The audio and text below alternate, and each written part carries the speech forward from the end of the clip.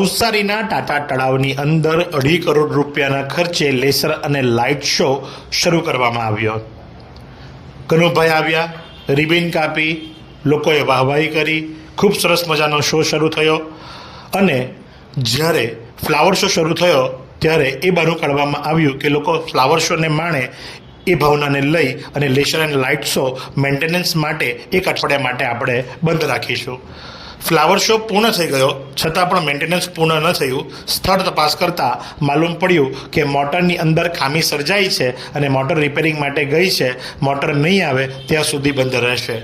મૂળ કહેવાનો ભાવાર્થ અંદાજિત 2.5 કરોડ રૂપિયાનો ખર્ચ કર્યા બાદ પણ આવી તકલાદી મોટર કઈ કંપનીમાંથી લાવવામાં આવે છે અને એ મોટરનું મેન્ટેનન્સ અને રખરખાવની જવાબદારી જ્યારે જે તે કોન્ટ્રાક્ટરને આપવામાં આવી છે તો ત્યાર પછીથી શા માટે એના ઉપર કડકાઈ કરવામાં આવતી નથી?